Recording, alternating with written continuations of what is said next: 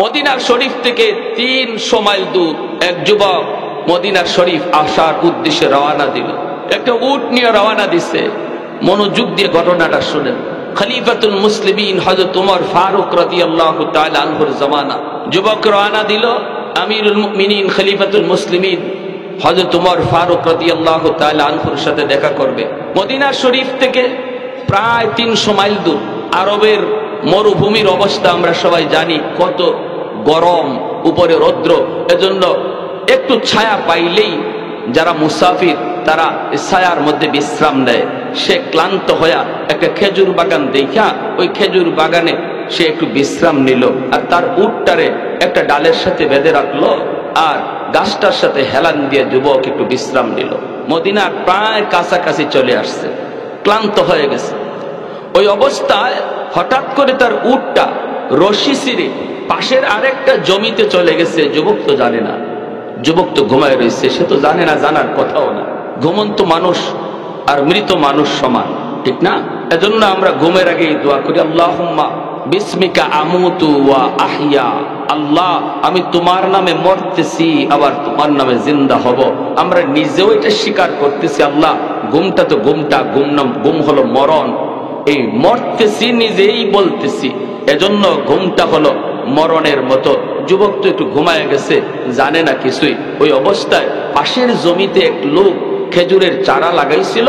ওই চারাওয়ালা জমিতে তার উটটা যাইয়া এমন ভাবে চারাগুলা নষ্ট করছে, এই চারা আর হওয়ার মতো না। বিকাল বেলা জমির মালিক আসছে জমি দেখার জন্য, আইসা দেখে তার পুরা বাগানটা নষ্ট করে ফেলেছে একটা উট। কিন্তু উটটা কার তাও তো সে জানে না, কিন্তু উট তো এখনো জমিতে আছে।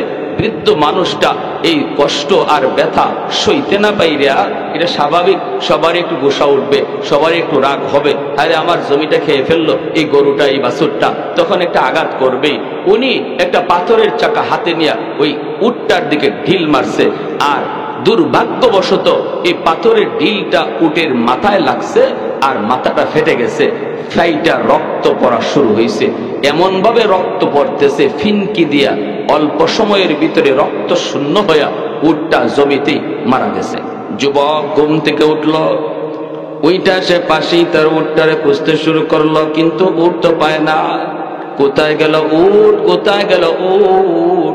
ডাইনে বামে সামনে পেছনে চতুর্দিকে খুঁজে, কিন্তু উট তো পায় না। খুঁজতে খুঁজতে দেখতে পেল একটা জমির মধ্যে তার উটটা মরে পড়ে আছে, আর একজন বৃদ্ধ মানুষ পাশেই দাঁড়ায় আছে। অবাক হয়ে যুবক বলতেছে, আমার উট কে মারলো, আমার উটটা কে মারলো? এইবার বৃদ্ধ মানুষটা বলতেছে, বাবা তোমার উট আমি তা তো জানি না, কিন্তু কার উট তাও আমি জানি না। আমি তো উটটাকে মারতে চাই নাই, আমি তো মাত্র আঘাত দিয়া উটটারে সরাইতে চাইছিলাম, কারণ এই জমির মালিক হলাম আমি। জমিটাতে আমি মাত্র চারা লাগাইছি, চারাগুলা মাত্র বড় হওয়ার পথে ছিল। আমার ওই চারাগুলি তোমার উট পাড়ায় পাড়ায় সব নষ্ট করে ফেলেছে। আমার এত বড় ক্ষতি কে সইবে, কে সইবে? এজন্য আমি গোসায় একটা ঢিল মারছিলাম, ঢিলটা দেয়া উটের মাথায় লাগছে। বাবা মাথায় লাইগা উটের মাথা থেকে রক্ত বের হইয়া উটটা মারা গেছে। বাবারে বিশ্বাস করো, আমি জানি না, আমি জানি না মারি নাই, আমি বুঝা শূন্য মারি নাই, আমি তো বুঝি নাই উটটা মরে যাবে। এই কথা বলতেছে ওই বৃদ্ধ মানুষ, আর ওই যুবক সেও সব কথা শুনতেছে, কিন্তু উটটা তো মরে গেছে। যতই বলো উটটা তো আর জীবিত নাই, ঠিক কিনা? যুবকেরও একটু গুসা উঠে গেছে। সে বলতেছে, তুমি আমার উটটা মেরেই ফেলেছ, এখন আমি মদিনায় কেমন করে যাব, কেমন করে আমি মদিনায় যাব? এই বইলা যুবকেরও গুসা উঠে গেল। সে বৃদ্ধ মানুষটারে একটা ঘুষি মারলো। এই ঘুষিতে বুড়া মানুষটা সেও দাঁড়ায় থাকতে পারে নাই, ঘুষি খায়া সেও পিছন দিকে পড়ে গেল। দুর্ভাগ্যবশত তার মাথাটা পাথরের মধ্যে আঘাত লাগলো, আঘাত লাগতেই তার মাথাটাও ফেটে গেল। আর ওই বৃদ্ধ মানুষটাও রক্ত শূন্য হইয়া ঘন্টা খানেক পরে বুড়া মানুষটাও জায়গায় মারা গেল। এখন তো যুবক হাই হুতাশ করতেছে, হায় আমি এটা কি করলাম, আমার উটের জন্য আমি মানুষ মেরে ফেললাম, মানুষ হত্যা করে ফেললাম, আমি এত বড় অপরাধী, এত বড় অপরাধী। যুবক এখন কান্দে, হায় রে আমি তো মারতে চাই নাই, অনিচ্ছায় ভুলবশত এটা হয়ে গেছে, ভুলবশত হয়ে গেছে। না না আমি যাব না, যাব না, যাব না। আমি যদি এখান থেকে সরে যাই আমারে কেউ পাবে না, কেউ পাবে না, কেউ ধরবে না। কিন্তু কিয়ামতের ময়দানে আল্লাহর আদালতে আমারে খুনি হওয়া লাগবে। আওয়াজ দিয়া বলেন ঠিক কি না? এর নাম হলো তাকওয়া, এর নাম হলো খুদাভীতি। কেউ দেখে না, কেউ শুনে না, শুনে কে? কেউ দেখে না, দেখে কে? আমার অপরাধ কেউ দেখলো না, কেউ শুনলো না, কিন্তু আল্লাহ দেখলেন, আল্লাহ নিজে সবকিছু শুনলেন।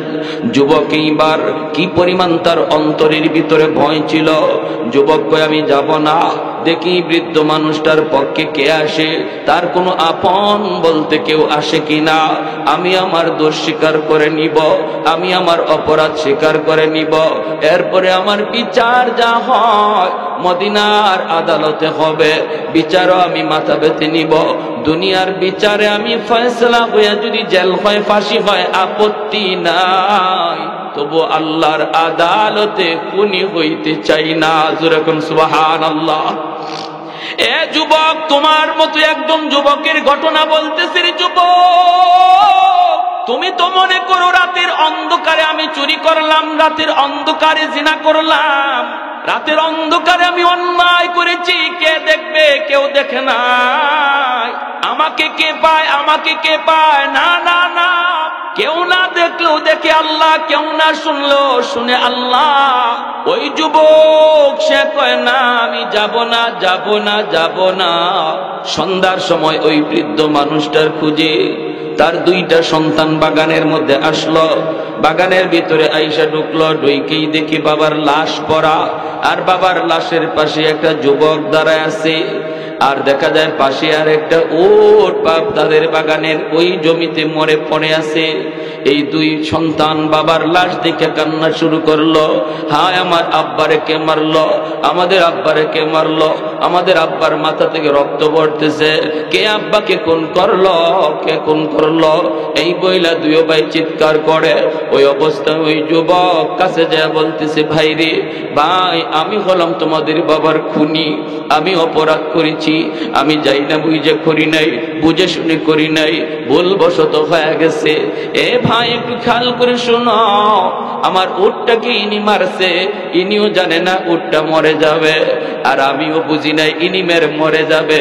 একটা ঘুষি দিছিলাম মনের গুসায়, কিন্তু মাটিতে পড়ে গেছে, মাথাটা পাথরের মধ্যে আঘাত লাগলো, রক্ত বের হয়ে উনি মারা গেল। এ বাপ ভাই ভালো করে শোনো, আমি ইচ্ছা করে মারি নাই, ইচ্ছা করে খুন করি নাই, কিন্তু এরপরও তো খুন হয়ে গেছে, এরপরও তো খুন হয়ে গেছে।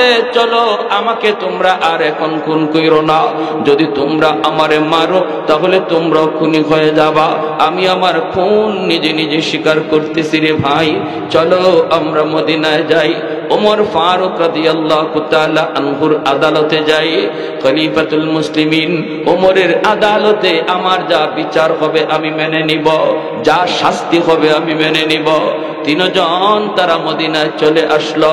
এ যুবক একটু বলো তো দেখি, ওই যুবক যদি খুন কইরা এখান থেকে পালায়া যাইত, কেউ তারে পাইতো নি? পাইতো কেউ? খুঁজো পাইতো না, কেউ জানতো না। এই দুই সন্তান আইসা খবরও পাইতো না কে তাদের বাবাকে মারলো, কিন্তু যুবক যায় নাই শুধু কার ভয়ে? আর একটু জোরে কার ভয়ে? যদি সমাজে প্রতিটা মানুষের অন্তরে এই ভয় জাগ্রত হয়, বিশেষ করে যুব সমাজের অন্তরে যদি এই ভয় জাগ্রত হয়, তাহলে মানুষের চোখে ফাঁকি দিয়েও কোনো যুবক কোনোদিন খুন খারাপি করবে না। আওয়াজ দিয়া বলেন ঠিক কিনা? বাপ মার চোখে ফাঁকি দিয়েও কোনোদিন যুবক অন্যায় করবে না, কারণ সে চিন্তা করবে আব্বার চোখে ফাঁকি দিলাম, মায়ের চোখে ফাঁকি দিলাম, ওস্তাদের চোখে ফাঁকি দিলাম, কিন্তু মালিককে ফাঁকি দিব কেমন করে, আল্লাহর চোখ ফাঁকি দিব কেমন করে।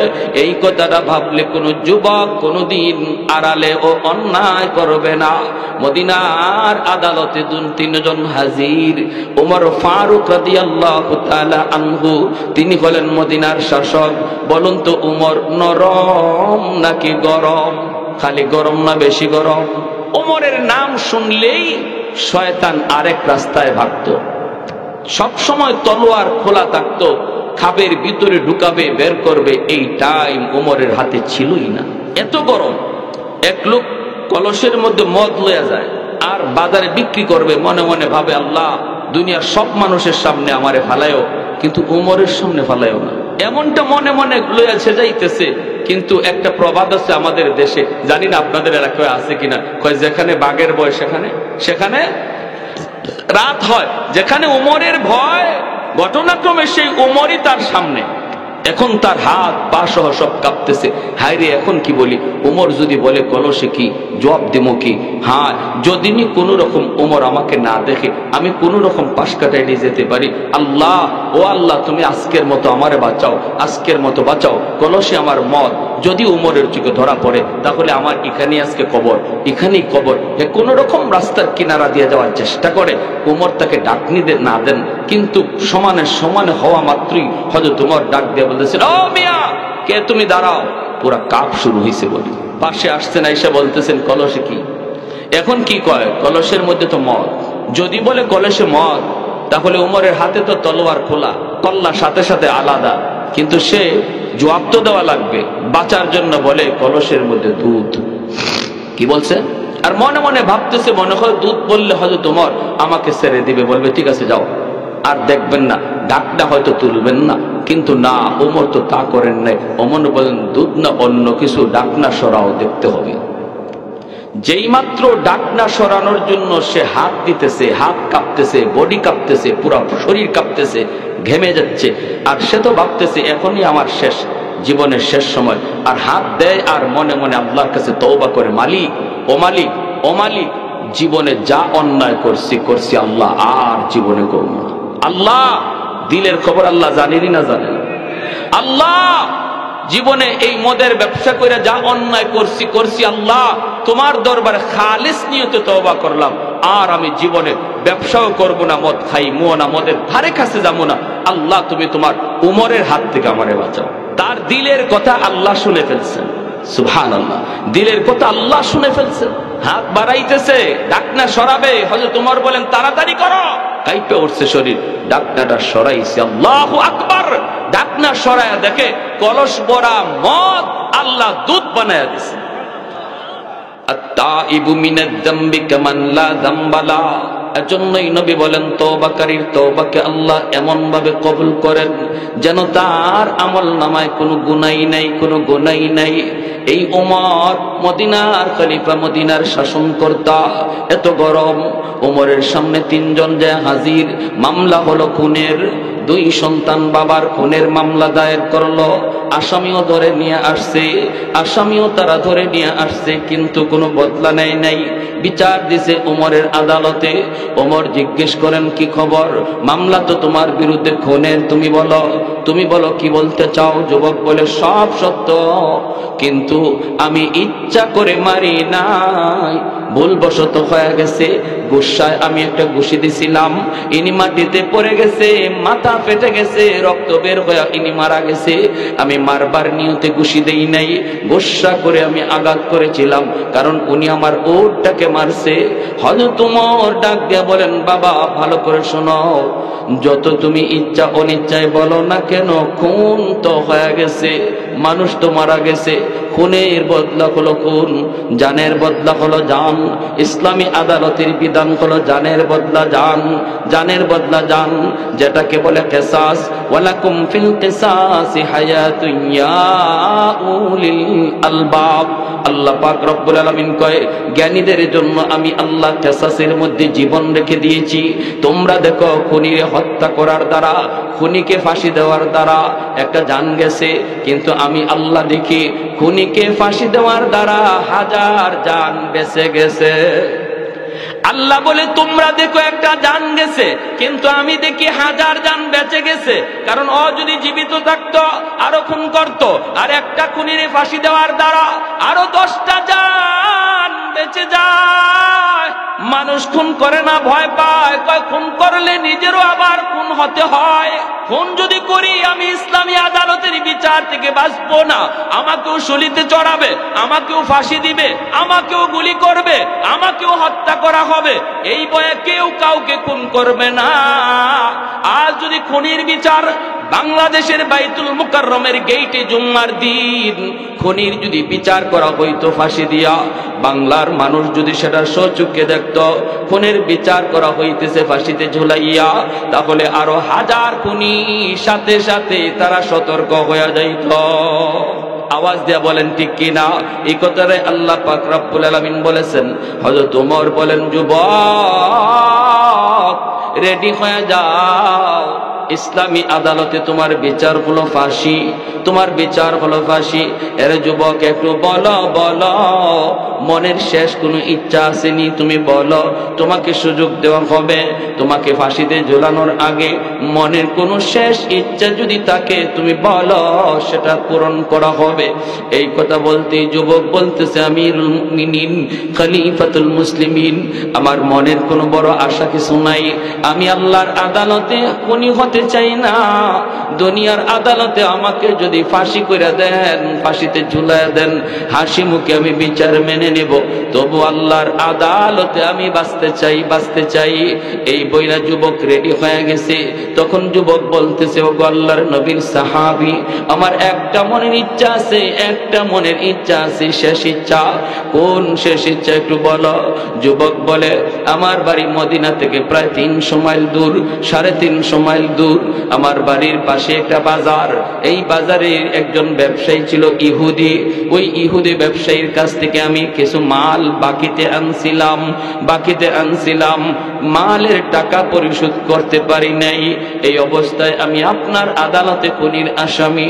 যদি ওই হালতে আমাকে ফাঁসি দেওয়া হয় আর ওই ইহুদির বাকি টাকা পরিশোধ করা না হয়, তার ঋণ যদি পরিশোধ করা না হয়, তাহলে ইহুদি বলবে মুসলমান জাতটাই খারাপ, মুসলমান জাতটাই খারাপ, আমার কারণে মুসলিম জাতি তুইলা গালি দিবে। ওগো আমিরুল মুমিনিন, একটু অনুমতি যদি দেন, আমি দ্রুত বেগে বাড়ি যাব, আর যাইয়াই তার ঋণটা পরিশোধ করে আবার দ্রুত মদিনায় চলে আসব। এজন্য রে ভাই মনে রাখবা, মানুষের হক নষ্ট কইরা কবরে গিয়া নামাজ লইয়াও জান্নাত পাওয়া যাবে না। মানুষের হক নষ্ট কইরা 10টা 20টা হজ লইয়াও জান্নাত পাওয়া যাবে না। প্রতিবেশীর হক, ছোট ভাইয়ের হক, বোনের হক মাইরা, ভাতিজার হক মাইরা যারা কবরে যাইবা, তোমার জীবনের নামাজ রোজা হজ যাকাত লইয়াও জান্নাত পাওয়া যাবে না যদি মানুষের হক মরার আগে পরিশোধ না করো। কারণ এটা হকুল ইবাদ। আল্লাহ হকুল ইবাদের ব্যাপারে কোনো সিদ্ধান্ত দিবেন না। আল্লাহ তার হকের ব্যাপারে তিনি সিদ্ধান্ত জানাবেন। বান্দা তোর এক ওয়াক্ত নামাজ কাজা হয়েছে নি, আমি মাফ করে দিলাম। বেলাল হাবশী অকপটে স্বীকার করে দিলেন, হে আমি কালেমা পড়ে মুসলমান হয়ে গেছি। আমার ভাইরা বন্ধুরা, যুবক যেই মাত্র বেলাল এই কথা স্বীকার জানায় দিলেন, উমাইয়ার মাথা নষ্ট হয়ে গেল, আবু জাহলের মাথা নষ্ট হয়ে গেল, আবু লাহাবের মাথা নষ্ট হয়ে গেল, একে একে সবগুলির মাথা নষ্ট হয়ে গেল। উমাইয়া ডাক দিয়ে কয়, বেলাল, যদি তুমি জান বাঁচাইতে চাও দ্রুত মুহাম্মাদের ধর্ম ত্যাগ করো, আমাদের দেব দেবীর ধর্ম তুমি গ্রহণ করো। বেলাল কয়, যেই আল্লাহর নাম আমি জবান দিয়া একবার নিয়েছি, কোনদিন এই জবান দিয়া মূর্তির নাম বের করা যাবে না। আহাদ আহাদ জবান দিয়া শুধু বের হয় আল্লাহ আল্লাহর জিকির,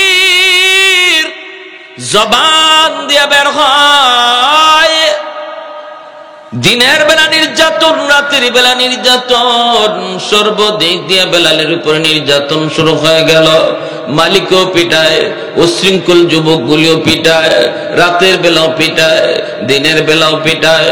উত্তপ্ত গরমের ভিতরে চিৎ করে শুয়াইয়া বুকের উপরে বিশাল বড় পাথর চাপা দিয়া রাখে, বিশাল বড় পাথর। আবার বডির দোনো দিক দিয়ে দাঁড়ালো কাটা রাখে, যেন বডিটা তিনি নড়াচড়া করতে না পারেন। এইভাবে রক্ত ঝরে, গোশতগুলি খসে খসে পড়ে। সিদ্দিকে আকবর একবার তিনি পার দিয়া যাইতেছেন, বেলালের কান্নার আওয়াজ, চিৎকারের আওয়াজ শুই না বেলাল কাছে গেলেন। যায় তিনি কানে কানে বলতেছেন, ভাই বেলাল, উমাইয়ার মন খুশি করার জন্য তুমি একবার ওদের কথা বলে দাও।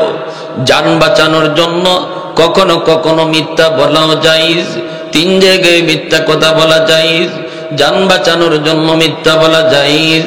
2 মুসলমানের ভিতরে ঝগড়া বিবাদ দূর করার জন্য একজনের কাছে এক কথা, আরেকজনের কাছে আরেক কথা বইলে যদি ঝগড়া বিবাদ দূর করা যায়, তাহলে এই জায়গায় মিথ্যা কথা বলাও জায়েজ। আপনি একজনের যায় বললেন, বাইরে কে বলেছে তোমার সে খারাপ জানে, আমি তো তার সাথে কথা বলেছি, কিন্তু সে তো তোমাকে ভালো জানে। না না, মূলত সে তোমারে ভালো জানেও না, আপনি নিজের থেকে বলছেন। আরেকজনের কাছে গিয়ে বললেন, ভাই তোমাকে অমুকে খারাপ জানে, কে বলছে? সে তো তোমার ভালো কয়, সে তোমার প্রশংসা কয়। মিথ্যা কথাটা আপনি নিজের থেকে বললেন। 2 মুসলমানের ঝগড়া দূর করার জন্য শরীয়ত এখানে মিথ্যা বলা জায়েজ বলেছে। আল্লাহু আকবার, জোরে বলেন। তো মিথ্যা কথা বইলে আরো ঝগড়া বাড়াই, ঠিক না? মিথ্যা বইলা 2 জনের ঝগড়া আরো বাড়াই। শরীয়ত কয় মিথ্যা বইলা ঝগড়া বিবাদ মীমাংসা করা জায়েজ, বরং এখানে আপনার সওয়াব হবে, সওয়াব। আরেকটা মিথ্যা কথা বলার জায়গা হলো ঘরে ঘরে বিবির কাছে। বলমু হ্যাঁ? আপনি যদি মনে করেন বিবি সাহেব বড় গরম মানুষ, আপনি সত্য কথা বললে ঘরে গন্ডগোল লাগতে পারে। আপনি শাড়ি আনছেন 500 টাকা দিয়া, কিন্তু যদি 500 টাকা বলেন তাহলে ঘরে আগুন লাগবে। সে বলবে তোমার শার্ট কিনো 2000 টাকা দিয়া, তোমার লঙ্গি কিনো 1500 দিয়া, তোমার প্যান্ট কিনো তুমি 2000 2500 দিয়া, আমার জন্য শাড়ি আনছো 500 টাকা দিয়া। নেও, আমি শাড়ি পরি নাই, শাড়ি তুমি পরো। যদি এমন কোন গন্ডগোল লাগার ভয় বা আশঙ্কা থাকে, তাহলে শরীয়ত বলে তুমি বলবা শাড়ির দাম 1500 দিছি, বেশ লাগায়া কইসলাম নি। এটা মাইক বন্ধ করে কইতাম। কারণ ঘরে গিয়ে যদি আপনি শাড়ি 1500 এখন, তাও তো ম্যাডামে বিশ্বাস করবো না, কবে হুজুরে শিখাই দিছে। একটু হাত পাখা আছে না, দেন একটু হালকা করে দেন। এরকম কিছু সমস্যা আসেনি না নাই আমাদের? হ্যাঁ, শহরে এক ধরনের, শহরে দেখবেন কিছু কিছু পুরুষ আছে ম্যাডামের কথা ছাড়া লড়েই না। ম্যাডাম যা কয় তা। উনিও বাজারে ব্যাগ লয়ে লয়ে পিছনে হাঁটে, মনে হয় ড্রাইভার সাহেব। মাঝে মাঝে নাম ধরেও ডাক দেয়। স্বামীর নাম ধরে ডাক দেওয়া এটা একটা আলট্রা মডার্ন একটা ট্র্যাডিশন হয়ে গেছে, ঠিক না? শহরে বন্দরে নাম ধরে যদি গায়ে আব্দুল করিম এদিকে আসো, তো দোকানদার কি হাজবেন্ড ভাববে না ড্রাইভার ভাববে? ড্রাইভারই তো ভাববে। এই সমস্ত জায়গার মধ্যে পেস লাগে। ওই সমস্ত জায়গার মধ্যে শাড়ি যদি আনে 1000 টাকা দিয়া, কয় 3000, নাহলে ঝগড়া বাড়বে। আবার গ্রামে গঞ্জে একটু সিস্টেমটা উল্টা। গ্রামে গঞ্জে আবার কিছু উল্টা সিস্টেম আছে। গ্রামে গঞ্জে কিছু কিছু স্বামী আছে, মাশাআল্লাহ, স্বামী না যেন জল্লাদ। স্ত্রী যে বিবি সাপ ভয় পায়, কঠিন ভয় পায়। আমি এমনও দেখেছি গ্রামের অনেক জায়গায়, হাওরে গরু রে যে লাঠি দিয়ে ফিটাইছে, এই লাঠি দিয়েই নিজের বিবিরে ফিটানি শুরু করে গরু আইসা। হয়নি না? হয় না? এখন কমছে আলহামদুলিল্লাহ। আগের যুগে এমন অনেক ছিল। তালাক দিতে দিতে মারেও দে, শাশুড়িরেও দে, দাদিরেও দে, তো সদ্য গোষ্ঠী একসাথে খারার উপরে এইভাবে দেয়নি না, দেয় না? তো এরকম ভাবে এই দুইটা জিনিসই খারাপ। ইসলাম বলে স্বামীকে ঘরের কর্তা মনে করতে হবে স্ত্রী, পরামর্শ দিবে স্ত্রী, কিন্তু সিদ্ধান্ত নিবে স্বামী, সিদ্ধান্ত নিবে স্বামী। আর স্বামীকেও ভাবতে হবে সে আমার ঘরের চাকরানি না, সে আমার বিবি, সে আমার মাহবুবা, সে আমার প্রিয়তমা। মাঝে মাঝে একটু গোসাও করতে পারে। একজন প্রিয়তমা যেমন তার প্রেমিকের সাথে মান অভিমান করে, একজন স্ত্রীও তার স্বামীর সাথে কখনো কখনো মান অভিমান করতে পারে। এটা স্বামীর হজম করতে হবে। এই সময় রাগ উঠা হাত পিটানি আর লাঠি হাতে নেওয়া এটা ইসলামের বিধান না, আমার নবীর বিধান না। ঠিক কিনা জোরে কর? এরকম হইলে গন্ডগোলটা হয় কি, যেখানে এরকম আছে যে স্ত্রী ভয় পায় স্বামীরে, জনমের মতো ভয় পায়, এখানে সমস্যাটা কি হয়? একটা এক্সাম্পল দেই। স্বামী গেছে হাসপাতাল পরীক্ষা করানোর জন্য, বডি চেক। অসুবিধা দিতেছে আপনাদের? বডি চেক করাবে, ডাক্তার বলছে প্রস্রাব পরীক্ষা করতে হবে। উনি বাড়িতে এসে প্রস্রাব বোতলের মধ্যে রাখছে, সকালে নিয়ে পরীক্ষা করবে। বিবি সাহেব বাথরুমের ভিতরে ঢুকছে, পা লাগিয়া স্বামী যে বোতলে প্রস্রাব রাখছিল এই প্রস্রাব পড়ে গেছে। এখন তো বিবি স্বামীরে জল্লাদের মতো ভয় পায়। বাপরে বাপ, 19 থেকে 20 হইতে আমার উপরে যে তুফান ছুটে, যে লাঠি পিটা শুরু হয়। আমি যদি বলি তোমার প্রস্রাব পড়ে গেছে আমার অনিচ্ছায়, আমি বুঝি নাই, আমার পা লাগিয়ে পড়ে গেছে, তাহলে না জানি কি তুফান আর কি ঝড় উঠে। দরকার নাই, আমার প্রস্রাব ঢুকায় তো রাখি। তখন বিবি সাহেব নিজের প্রস্রাব বোতলে ঢুকায় রাখছে। পরের দিন উনি তো ওনার প্রস্রাব মনে করে নিয়ে গেছে হাসপাতাল পরীক্ষা করত। ডাক্তার পরীক্ষার রিপোর্ট দিকে একবার স্বামীর চেহারার দিকে তাকায়, আর একবার রিপোর্টের দিকে তাকায়। এখন তো স্বামী ডরায় গেছে। স্বামী ডরায় বলতেছে, স্যার আপনি আমার দিকে এইভাবে তাকাইতেছেন, স্যার ঘটনা কি? আমার পেটে কি হয়েছে স্যার? আমি বাঁচবো না মরবো? স্যার কয়, আমিও তো ভাবতেছি ঘটনাটা কি, তুমি পুরুষ না মহিলা? কয়, স্যার এটা কি কোন? আমি একজন পুরুষ মানুষ। কয়, তোমারে তো দেখতেছি আমিও পুরুষ, কিন্তু আমার রিপোর্ট বলতেছে তুমি মহিলা। কয়, কেন কি হয়েছে? কয়, রিপোর্টে তোমার পেটে 7 মাসের বাচ্চা। 7 মাসের বাচ্চা কি আর পুরুষে নেয়? নেয় তো মহিলা। কয়, ইন্না লিল্লাহ। স্যার এতদিন গেল এক ভাই, এখন দিয়ে আরেক ভাই এসে। ঘটনা কি? এই যে পেঁচটা লাগলো, এটা ভয় পাওয়ার কারণে লাগছে না? আর যেখানে স্বামী স্ত্রীরে ভয় পায়, এখানে আরেকটা এক্সাম্পল দেখেন। বেচারা 800 টাকা দিয়ে মাছ নিয়ে আসছে ঘরে, আইনে বিবির কাছে দিছে। বিবি জিজ্ঞেস করতেছে, মাছ কত দিয়ে আনছো? তখন ডরে আর ভয়ে কয় 500 টাকা। যদি 800 কয় মাছের দাম, তাহলে বিবি ফায়ার হয়ে যাবে যে এত টাকা দিয়ে মাছ আনছো। কয় 500 টাকা। কয়, বাহ ভালো তো, এত সুন্দর মাছ তুমি 500 টাকাতে নিয়ে আসলা, তুমি তো বাজার করা শিখে গেছো। দেখা যায় এতদিন বাজার করা শিখে নাই। তো উনি মাছ দিয়া জুম্মার নামাজে গেছে, নামাজ পড়ে আইসা দেখে অর্ধেক মাছ নাই। কয় অর্ধেক গেল কই? কয় পাশের বাড়ির ভাবি আসছিল, ভাই নাকি আজকে মাছ আনে নাই। তো ভাবি বলতেছে, তোমাদের এত মাছ? ভাবি, আমাদের তো আজকে মাছ নাই, অর্ধেকটা মাছ আমাকে দিয়ে দাও না। তা আমিও দেখলাম আমাদের এত মাছ তো লাগে না, এজন্য অর্ধেকটা বিক্রি করে দিছি। কয় কত দিয়া বেচছো? কয় 250।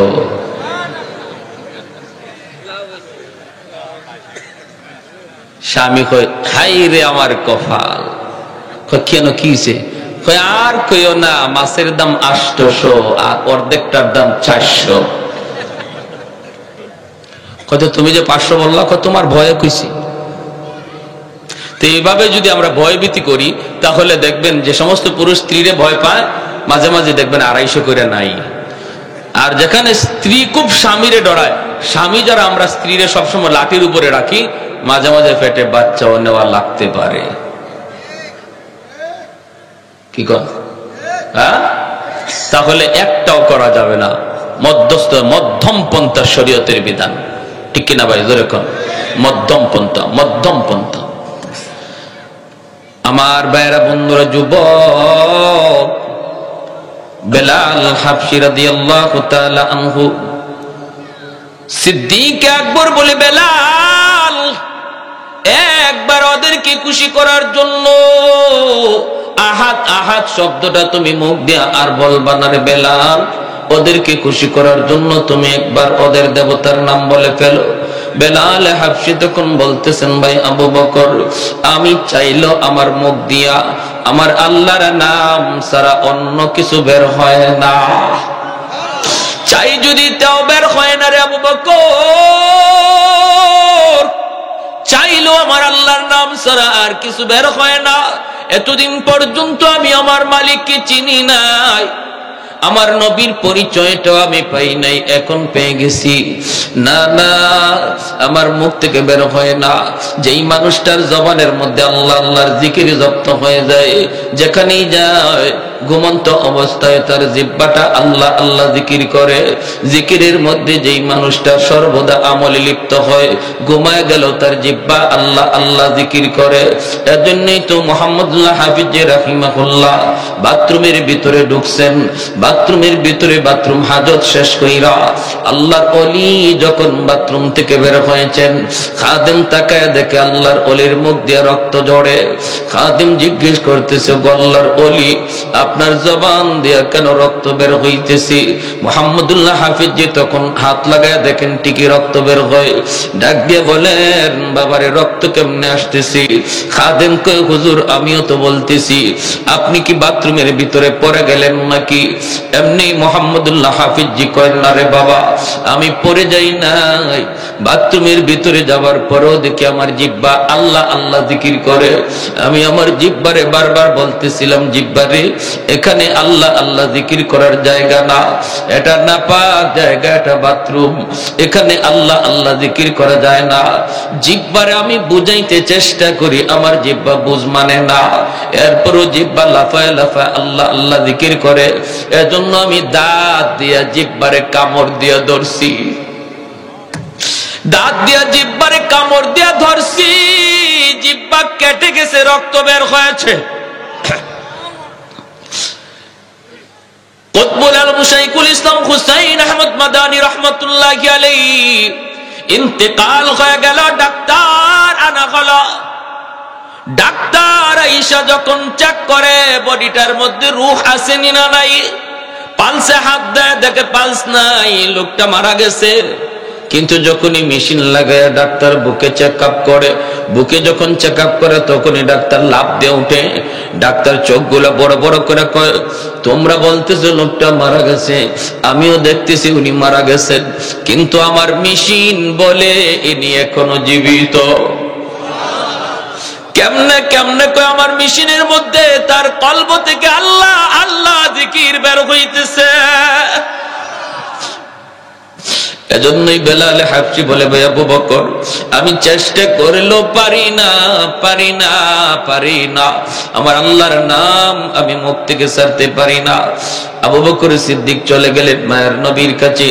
যায় তিনি বলতেছেন, ইয়া রাসূলুল্লাহ, ওগো নবীজি, বেলালকে বেঈমানরা মেরে ফেলবে, উমাইয়া মেরে ফেলবে, হিংস্র যুবকগুলি বেলালকে মেরে ফেলবে। নবী গো, আপনি আমাকে অনুমতি দেন, আমি উমাইয়ার কাছ থেকে বেলালকে কিনে নিয়ে আসব। আল্লাহর নবী তখন বলেন, আবু বকর, বেলালকে তুমি যেই পয়সা দিয়ে কিনবা, এই পয়সার মধ্যে আমি নবীরও কিছু পয়সা নিয়ে যাও, যেন কিয়ামতের ময়দানে আমি আমার আল্লাহর সামনে বলতে পারি, মাবুদ, তোমার বেলালকে কিনার মধ্যে শুধু আবু বকরের টাকা ছিল না, আমি নবীরও কিছু পয়সা ছিল। এরে আবু বকর, জানো না, জানো না আমার বেলালের দাম আমার আল্লাহর কাছে কি পরিমাণ। এত দামি হয়ে গেলেন বেলাল, এত দামি হয়ে গেলেন ইমান আমলের কারণে। আর আবু জাহেলের ইমান না থাকার কারণে দামি মানুষটা এত নিকৃষ্ট হয়ে গেল, আর কম দামি মানুষটা ইমান আমলের কারণে এত দামি হয়ে গেল। আমার নবী মদিনার মসজিদের ইমাম, নবীর পিছনে ইকামত দেয় বেলাল হাবশী। আল্লাহু আকবার। মদিনার মায়ার নবী, দয়ার নবীর পার্সোনাল সেক্রেটারি হয়ে গেলেন বেলাল, মায়ার নবীর পিএস হয়ে গেলেন বেলাল। এমন পিএস হলেন, আমার নবীর সাথে যেই সাক্ষাৎ করতে হতো বেলালের পারমিশন লাগতো। এমনকি আবু বকর সিদ্দিক যদি নবীর সাথে দেখা করতে হতো তবু বেলালের পারমিশন লাগতো। হযরত ওমর ফারুক যদি আমার মায়ার নবীর সাথে একান্তে দেখা করতে হতো, বেলালের পারমিশন লাগতো। আল্লাহু আকবার। আর একটু জোরে কন্যা আল্লাহু আকবার। এত দামি, এত দামি আল্লাহ তারে বানায় দিচ্ছেন, এত দামি। মায়ার নবীর কাছে মানুষজন দেখা করতে আসে, বেলাল সবার মেহমানদারি করেন। কখনো কারো কাছ থেকে ধার এনেন, কখনো কারো কাছ থেকে ঋণ এনে বেলাল ওই মেহমানদেরকে মেহমানদারি করতেন। এইভাবে মেহমানদারি করতে করতে একবার এক ইহুদির কাছে বেলালের অনেক টাকা, বেলাল ঋণী হয়ে গেলেন। একদিন বেলাল মসজিদে নববীতে আজান দিবেন, সাথে সাথে ইহুদি কয়, বেলাল আজান পড়ে দাও, আগে আমার ঋণ তুমি পরিশোধ করো। বেলাল বলেন, রে ভাই একটু সুযোগ দাও। কই কোনো সুযোগ নাই, আজ রাতটাই সুযোগ আছে, তাড়াতাড়ি করে তুমি আমার ঋণ পরিশোধ করো। বেলাল বলেন, আজ রাতে তো পারবো না, আমাকে 3টা দিন সময় দাও। বেলাল 3 দিন সময় তার কাছ থেকে চায় নিলেন, কিন্তু 3 দিনের ভিতরে তিনি ঋণ শোধ করবেন কেমন করে? আল্লাহর নবীর কাছে বেলাল যায় কান্দে, নবী গো, ইহুদি আমার কাছে অনেক ঋণ পায়, এই ঋণটা আমি আনছি আপনার মেহমানদের মেহমানদারি করানোর জন্য। এখন তো সে আমাকে আজান দিতে দেয় না, আজানের আগে আমার রাস্তা আটকায় দেয়। আল্লাহর নবী, রহমতের নবী বলেন, বেলাল কেমন করে তোমাকে সাহায্য করব? আমি নবীর কাছেও তো এমন নাই তোমাকে সাহায্য করার মতো। বেলাল তখন বলেন, নবী গো, তাহলে অনুমতি দেন, আমি মদিনার বাহিরে কোথাও চলে যাব, যাইয়া আমি কাজ করব, দিন মজুরির কাজ করব, যা পাই তাই কাজ করব, কাজকর্ম কইরা আমি তার ঋণটা পরিশোধ করার চেষ্টা করব। আল্লাহর নবী, মায়ার নবী, দয়ার নবী তিনি অনুমতি দিয়ে দিলেন। বেলাল রাতের বেলা তিনি কাপড় চোপড় গোছাইতেছেন, ফজরের পরেই বেলাল চলে যাবেন অন্য কোথাও, মদিনার বাহিরে তিনি কাজকর্ম করতে যাবেন। এইদিকে আমার মায়ার নবীর চোখেও ঘুম নাই। আমার মায়ার বেলাল আজ রাত পরই আমার কাছ থেকে চলে যাবি, বেলালেরও চোখে ঘুম নাই। আমার নবীকে কাল থেকে আমি আর দেখতে পাবো না। সারা রাত বেলালের চোখের পানি ঝরে, আর তিনি কান্দে। ওই অবস্থায় আমার ভাইরা, বন্ধুরা, আল্লাহর নবীর কাছে ফজরের আগে 40টা উট বুঝাই করা মাল আল্লাহর পক্ষ থেকে চলে এসেছে। আল্লাহর নবী, রহমতের নবী, এক সাহাবীকে বলেন, সাহাবী দ্রুত যাও, যায়া বেলালকে খবর দাও, বেলালের ঋণ পরিশোধ করতেছেন আল্লাহ নিজে। আর একটু জোরে কন্যা সুবহানাল্লাহ। ফজরের আগে সাহাবী যায় বেলালের ঘরে, আওয়াজ দিলেন, বেলাল তোমার ঋণ পরিশোধ করার জিম্মাদারি আল্লাহ নিজে নিয়ে আনিছে। মায়ার নবী তোমার মসজিদ নববীতে ডাকে রে বেলাল। বেলাল মসজিদে নববীতে দৌড়ে আইসে দেখেন 40টা উট বুঝাই করা মাল। মায়ার নবী, দয়ার নবী বলেন, বেলাল মদিনা থেকে তোমার চলে যাওয়াটা আমার আল্লাহ পছন্দ করে নাই, আমি নবীও মেনে নিতে পারি নাই। তোমার দিলের হালত আর আমি নবীর দিলের হালত আমার আল্লাহ দেখছেন। আল্লাহ পাক রব্বুল আলামিন তোমার ঋণের জিম্মাদারি নিয়ে নিছে। যাও, যতগুলি টাকা ওই ইহুদি পাইব, আরো যারা পাইব, ঋণগুলা পরিশোধ করো, বাকি মাল গরিবদের ভিতরে বন্টন করে দাও। এ ভাই, এজন্য বলতেছিলাম, দেখেন আল্লাহ পাক রব্বুল আলামিনের কাছে কত দামি হয়ে গেলেন কালো বেলাল। বংশের কোনো মর্যাদা ইজার ছিল না, আর বংশীয় মানুষ ছিল আবু জাহেল, মাটির সাথে মিশে গেল, ঠিক কিনা? আবু জাহেল হিরো থেকে জিরো হয়ে গেল, বেলাল জিরো থেকে হিরো হয়ে গেল ঈমান আমলের কারণে। সাহাবায়ে কেরাম বলে, নবী গো, বেলালের আজানে একটু সমস্যা। কি সমস্যা? কই আশহাদু বলতে পারে না, জিহ্বার মধ্যে সমস্যা। কখন জিহ্বার সমস্যা তৈরি হয়েছে? উমাইয়া হযরত বেলাল রাদিয়াল্লাহু তাআলা আনহুর জিহ্বাটারে টান দিয়ে বের কইরা এই জিহ্বার মধ্যে পেরেক ঢুকায় দিছিল। জিহ্বার মধ্যে পেরেক ঢুকাইয়া দিছিল, যেই জিহ্বায় আল্লাহ আল্লাহ জিকির কয়, এই জিহ্বা আমি রাখবো না কয়ে পেরেক ঢুকাইয়া দিছিল। এজন্য হযরতে বেলালের মুখে একটু সমস্যা হইত, আশহাদু বলতে পারতেন না, বলতেন আসহাদু, শিন উচ্চারণ করতে পারতেন না, শিনটা ভালো করে উচ্চারণ হতো না। সাহাবায়ে কেরাম কয়, ইয়া রাসূলুল্লাহ, ওগো নবীজি, ভালো করে একজন মুয়াজ্জিন নিযুক্ত করে ফেলেন। নবী সাহাবায়ে কেরামের পরামর্শ নিয়া অন্য একজন সাহাবীকে মুয়াজ্জিন নিযুক্ত করে দিলেন। এশার নামাজের পরই নবী বলেন, বেলাল, ফজর থেকে আর আযান দেওয়া লাগবে না। এই কথা শুনতেই যেন বেলাল হাবশির মাথায় আসমান ভেঙে পড়ল। এশার নামাজ পড়ে সবাই যার যার ঘরে চলে যায়, কিন্তু মসজিদে নববী থেকে গেলেন না শুধু একজন, তিনি আর কেউ নন, তিনি হলেন বেলাল হাবশি। মসজিদে নববীর কোনায় খাম্বার কিনারায় বইসা বইসা চোখের পানি ঝরে আল্লাহর কাছে কান্দে আর কয়, মালিক, ও মালিক, তোমার হাবিব আমার মুয়াজ্জিনের চাকরি থেকে বাতিল করে দিছি। ও মালিক, আমি তোমার হাইকোর্টে আমি আবেদন করলাম, আপিল করলাম হাইকোর্টে, নিম্ন আদালতে আমার চাকরি বাতিল, উচ্চ আদালতে আমি আপিল করলাম। মাওলা, এই শিন উচ্চারণ করতে পারি না কেন? আল্লাহ, তোমার নাম নেওয়ার কারণে আমার জিহ্বায় পেরেক মারছি, এজন্য আমি শিন উচ্চারণ নিতে পারি না। এটা তো আমার কোনো দোষ না। আল্লাহ, হয় তুমি আমার জিহ্বা ভালো করে দাও, নতুবা আজান বদলায়া দাও। আল্লাহু আকবার। হয় মালিক, আমার জিহ্বা তুমি ভালো করে দাও, নতুবা আমি যেভাবে বলি এইভাবে আজান বানায় দাও। আল্লাহু আকবার, আল্লাহু আকবার। কত বড় আবদার আল্লাহর দরবারে। আল্লাহ পাক রব্বুল আলামিন তার হাবিবকে জানিয়ে দিয়েছেন, বন্ধু, আজানও বদলিবে না, আমার বেলালের জিহ্বা যেভাবে আছে এইভাবেই থাকবে, জিহ্বাও ভালো হবে না। আমি আল্লাহর নাম নেওয়ার কারণে জিহ্বা যে ক্ষত, এই ক্ষত আমি আল্লাহ বেলালের হাসরের মাঠে দেখতে চাই। হাসরের মাঠে বেলাল আমাকে ওই জিহ্বা দেখাবে, যেমন অবস্থায় আছে অবস্থায় থাকবে, আজানও বদলিবে না। ভাইরা বন্ধুরা, ফজরের আজান দিলেন অন্য একজন মুয়াজ্জিন।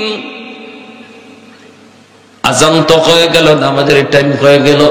আমার নবী, মায়ের নবী, তিনি বের হয়েছেন হুজরা থেকে নামাজ পড়াবেন মসজিদে নববীতে। সাহাবায়ে কেরাম সবাই অপেক্ষায়, মায়ের নবী হুজরা থেকে বের হয়েছেন নামাজ পড়াবেন, কিন্তু সূর্য তো উঠে না, রাত তো পোহায় না। ফজরের নামাজটা পড়তে হয়, একটু রাত যখন শেষ হয়ে যায়, সুবহে সাদিকের পরে ফজর যখন শুরু হয়, একটু আকাশটা ফর্সা হওয়া শুরু করে, তখন সুন্নাত ফজরের নামাজ পড়া সুন্নাত। আমার নবী ওই সময়টার অপেক্ষা করেন, একটু আকাশটা ফর্সা হবে। কিন্তু না না, অন্যদিন যেই টাইমে আকাশ ফর্সা হয়ে যেত, আজ ওই টাইমে আকাশ ফর্সা হইতেছে না, অন্ধকার শুধু আরো বাড়তেছে, অন্ধকার শুধু বাড়তেছে। সাহাবায়ে কেরামের ভিতরে অস্থিরতা, আল্লাহর নবীর ভিতরে অস্থিরতা। কই সকাল তো হয় না, আকাশ তো ফর্সা হয় না। আল্লাহর কাছে নবী জানতে চাইলেন, মালিক, ও মালিক, কিয়ামত কি তুমি ঘটায় দিবা নাকি? আল্লাহ, কিয়ামত কি হয়ে যাবে নাকি বুঝতেছি না গো আল্লাহ, নাকি আমরা কোন আযাবের সম্মুখীন? আল্লাহ বলে, বন্ধু, কি হয়েছে? কই, মালিক, কেন এখনো সকাল হয় না, ফর্সা হয় না? ফজরের নামাজ তো পড়বো, কিন্তু এত অন্ধকারে কেমন করে নামাজ পড়ি? আল্লাহ, ফজরে আজান বুঝি হয়, এখনো বুঝি ফজরের টাইম হয় নাই, ফর্সা হয় নাই। জিবরাইল আমিন দ্রুত নেমে এসে মায়ার নবীকে জানায় দিলেন, নবী গো, কেমন করে সকাল হবে গো নবী? মদিনার মসজিদে ফজরের আজান তো এখনো হয় নাই। আল্লাহ নবী বলে, ভাই জিবরাইল, অন্য দিনের চেয়ে আজান তো আরো সুন্দর আজান হয়েছে, শুদ্ধ করে আজান হয়েছে, শুদ্ধ করে আজান। জিবরাইল আমিন কই, নবী গো, জানি না, তবে অন্য দিনের আজান আমরা আসমানের ফেরেশতারাও শুনতে পাইতাম, শুধু আমরা না, আরশের মালিক আরশে বৈশা শুনতেন। কিন্তু আজ ফজরে আজান আমরা আকাশের ফেরেশতারা শুনি নাই, আল্লাহ নিজেও শুনে নাই, এজন্যই রাত শেষ হইতেছে না। ওগো নবীজি, বেলাল আযান না দেওয়া পর্যন্ত রাত কিন্তু পোহাবে না। মায়ার নবী, দয়ার নবী কয়, বেলাল, আমার আল্লাহর কাছে এত দাবি হয়ে গেছে বেলাল, আমরা তো বুঝতে পারি নেই রে বেলাল, দ্রুত আযান দাও। বেলাল আযান দিলেন, রাত পোহালো, দিনের আভাস দেখা গেল। জোরে করুন সুবহানাল্লাহ। রমজান শরীফ, মায়ার নবী সেহরি খাইতেছেন। রমজানে সেহরি খাওয়া কি সুন্নত, ঠিক না? সেহরি খাওয়া সুন্নত। একটা খেজুর হইলেও একটা সেহরি খাবেন, সুন্নত আদায় হবে। তবে যদি কেউ সেহরি না খায় রোজা হবে না তা না। সেহরি যদি কেউ ঘুমের তালে খাইতে না পারে রোজা হবে। উনি যদি রোজা রাখতে চায় রোজা রাখতে হবে, রোজা রাখতে চায় না রোজা রাখতে হবে। সেহরি না খাইলেও রোজা রাখতে হবে। তবে সেহরি খাওয়াটা সুন্নত, বহুত বড় সুন্নত। এই সেহরির টাইমটা উম্মতে মুহাম্মদীর জন্য আল্লাহ পাক স্পেশাল একটা সুযোগ দিবেন, যেটা আগের উম্মতের ছিল না, এমনকি ইসলামের শুরুতে ছিল না। মায়ার নবীর কাছে যখন রমজানের বিধান নাজিল হয়েছে তখন রোজার সিস্টেম ছিল অন্যরকম। সিস্টেমটা কেমন ছিল? সিস্টেম ছিল সকাল থেকে নিয়ে সন্ধ্যা পর্যন্ত রোজা রাখবে। এরপরে ইফতার করার পরে যদি কেউ ঘুমায়া পড়ে তাহলে আর খাওয়ার সুযোগ নাই। ঘুম থেকে উঠা রাত যদি থাকেও রাতে আর খাওয়ার সুযোগ নেই। ঘুমায় গেলেই তার ঘুম থেকে রোজা শুরু। এখন রাত 12টার সময় সে ঘুমাক, রাত 12টা থেকে তার রোজা শুরু হয়ে গেছে। একদম পরের দিন সেই ইফতার পর্যন্ত, মাগরিব পর্যন্ত রোজা রাখতে হবে। এটা ছিল ইসলামের প্রথম জমানার রোজার বিধান। এতে করে নবীর একজন সাহাবী হযরত কায়েস রাদিয়াল্লাহু তাআলা আনহু, পবিত্র কোরআনের সূরাতুল বাকারার মধ্যে আল্লাহ পাক এই আয়াত নাযিল করেছেন নবীর এই সাহাবীর ব্যাপারে। হযরত কায়েস রাদিয়াল্লাহু তাআলা আনহু, ইনি একজন দিনমজুর ছিলেন, একজন কৃষক ছিলেন। সারা দিন জমিতে, সে মরুভূমিতে কামকাজ করেন, রোজা রাখা কামকাজ করছেন। ইফতারের সময় আসছেন, আয়েশা তিনি বিবিরে বলতেছেন, বিবি গো, সারাদিন কাম করছি, খুব ক্লান্ত, কিছু আছে ইফতারি কিছু আছে?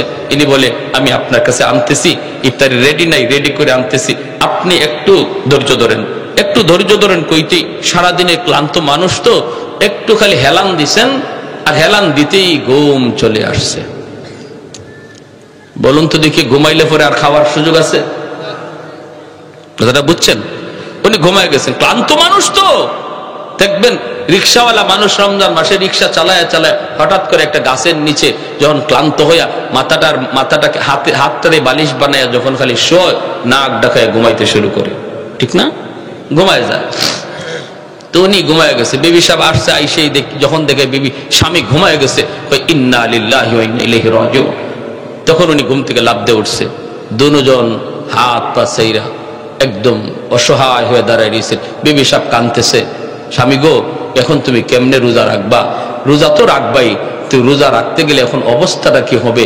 সারাদিন গেছে, তুমি কিছু খাও নাই, এখন ইফতার করবা, একটু দেরি হইতে তুমি ঘুমায় গেলা, ঘুমাইছো তো, এখন আর তোমার খাওয়ার সুযোগ নেই, এখন কেমনে কি করবা? এনে না খাইয়া এই রাত থেকেই রোজা রাখা শুরু হয়েছে। সারাদিন ক্ষুধার্ত, তৃষ্ণার্ত, আবার সারা রাত গেল না খাওয়ায়। পরের দিনও রোজা শুরু হয়ে গেছে। পরের দিন রোজা শুরু হয়েছে, যখন দুপুর হয়ে গেছে তখনই উনি ওনার মাঠেই যেখানে কাজ করতে বেহুশ হয়ে পড়ে গেছেন। বিবি সাহেব আল্লাহর নবীর কাছে গিয়া বলতে, ইয়া রাসূলুল্লাহ, আমার স্বামীর এই অবস্থা। আল্লাহর নবী, রহমতের নবী, আল্লাহর কাছে আবদার করলেন, মালিক, আমার উম্মতের জন্য বিধানটা কঠিন হয়ে গেছে, আল্লাহ একটু আসান করো। সাথে সাথে আল্লাহ পাক জিবরাইল আমিন মারফতে কোরআনের আয়াত নাজিল করে ওই সাহাবীর দিকে লক্ষ্য করে আল্লাহ জানাই দিলেন, বন্ধু, আজ থেকে তোমার উম্মতের বিধান আমি আসান করে দিলাম। ঘুমাইলে আর রোজা শুরু হয়ে যাবে এমন না, সারা রাত সেহরি পর্যন্ত সে খাইতে পারবে। এখন ঘুমাক আর উঠুক, খাওয়ার টাইম সারা রাত। তাহলে নবীজির সাহাবীরাও উম্মতির জন্য রহমত, ঠিক না? একজন সাহাবীর কারণে আমরা রোজার বিধানটা আসান পাইছি। আর নাইলে কিন্তু আমাদেরও এইরকমই হইতো, ঘুমাই না, খালি একটু ঘুমাইবেন, শেষ, আর খাওয়ার সুযোগ নেই, রোজা শুরু হয়ে যেত। এই সাহাবীর ঘটনার পরে রোজার বিধানটারে আল্লাহ আমাদের জন্য সহজ করে বলেন, সকাল থেকে নিয়ে মাগরিব পর্যন্ত, ইফতার পর্যন্ত তোমরা রোজা রাখবা, খাইবা না, পানি পান করবা না। আর ইফতারের পর থেকে নিয়ে সেহরি পর্যন্ত সারা রাত তোমরা যখন মন চায় যা খাও, তোমাদের জন্য সেই সুযোগ করে দেওয়া হয়েছে। আল্লাহ নবী সেহরি খাইতে বসছেন, বেলাল হাবশী আজান দিবেন, ফজরে আজান। মুয়াজ্জিন সাহেবরা আজান দেওয়ার আগে ইমাম সাহেবের একটু খবর নেয়। তো বেলাল হাবশী রাদিয়াল্লাহু তাআলা আনহু তিনিও ফজরে আজান দিয়ে দিবেন, সেহরির টাইম শেষ হয়ে গেল। তিনি তো চিন্তা করতেছেন, আমার নবী এখনো কি তিনি খানা খান নাকি খানা থেকে সেরে ফেলছেন, একটু যে দেখে আসি। বেলাল চলে আসলেন আল্লাহর নবীর কামরায়, আইসা দেখেন মায়ার নবী এখনো খানা খাইতেছেন, আর নবীর সাথে আরেকজন অপরিচিত মানুষ খানা খাইতেছে। আল্লাহর নবীকে খানা খাওয়া দেখেই বেলাল ডাক দিয়া বলতেছে, নবী গো, সেহরির টাইম শেষ হয়ে গেছে গো নবী, আর খানা খাইয়েন না। আল্লাহর নবী দেখে বলতেছেন, বেলাল কি কইছ? বলে, নবী গো, সেহরির টাইম শেষ। ঠিক আছে। বেলাল চলে গেছেন। বেলাল মনে মনে ভাবছেন, তাহলে তো নবী এখন খানা শেষ করে ফেলবেন। বেলাল চলে গেছেন। চলে যাওয়ার পর একটু পরে আজান দিবেন, আসছেন, কই দেখি গে নবী এখনো খানা খায়া শেষ করছেন নি। আয়া দেখেন নবী এখনো তিনি খানা খাইতেছেন। বেলাল ডাক দিয়া বলে, ইয়া রাসূলুল্লাহ, সেহরির টাইম শেষ, খানা খায়েন না। নবী কয়, ঠিক আছে। বেলাল আবার চলে গেলেন। যাইয়া একটু পরে আজান দেওয়ার আগে ভাবতেছেন, যে দেখি দেখি এখনো নবী খানা খায়া শেষ করছেন নি। আইসা দেখেন মায়ার নবী এখনো খানা খাইতেছেন। এইবার হযরত বেলাল বলি, ইয়া রাসূলুল্লাহ, খুদার কসম, ওগো নবী, সেহরির টাইম শেষ। যেই মাত্র বেলাল কয় খুদার কসম সেহরির টাইম শেষ, তখনই মায়ার নবী কয়, কি তাড়াতাড়ি গোসল, সেহরির টাইম শেষ। বেলাল কসম খেয়ে ফেলছে, সেহরির টাইম শেষ। নবী যা ছিল সাথে সাথে হাত থেকে ফালাই দিয়েছেন। দুজন অপরিচিত একজন মানুষ নবীর সাথে খানা খাইতে বসছেন। সেই অপরিচিত মানুষ আর কেউ নন, তিনি হলেন জিব্রাইলে আমিন, ফেরেশতাদের সরদার জিব্রাইলে আমিন। মায়ার নবীর সাথে সেহরি খাইতেছেন। ওই অবস্থায় দুজনে খানা বন্ধ করে দিলেন। এরপরে নবী ফজরের নামাজ পড়ালেন। নামাজ পড়ে নবী মিম্বরে বসলেন। বৈশাই নবী ডাক দিলেন, বেলাল কাছে আসো। কাছে আইনে বলেন, বেলাল, প্রথমবার যখন তুমি বলছো নবী গো সেহরির টাইম শেষ, কিন্তু জিব্রাইল আমারে বলতেছেন, নবী গো সেহরির টাইম আরো আছে, খান। সুবহানাল্লাহ কইতেন না আপনারা? তুমি বলছো সেহরির টাইম শেষ, জিব্রাইল আমারে কয় না, আছে টাইম, খান। দ্বিতীয়বার যখন তুমি বলছো সেহরির টাইম শেষ, তখনও জিব্রাইল বলেন, না গো নবী, আরো আছে, খান। তৃতীয়বার তুমি যখন বলছো সেহরির টাইম শেষ, তখনও টাইম ছিল, কিন্তু যখনই তুমি কসম করে ফেলছো, কসম খুদার সেহরির টাইম শেষ, তখন আল্লাহ পাক রব্বুল আলামিন কে, জিব্রাইল, যদিও সেহরির টাইম শেষ ছিল, কিন্তু আমার বেলাল কসম খায় ফেলছে। আমার বেলালের দাম আমি আল্লাহর কাছে কি পরিমাণ জানো না। আমার বেলালের কসমের ইজ্জত রক্ষায় আমি আল্লাহ টাইম থাকলেও অফ করে দিলাম।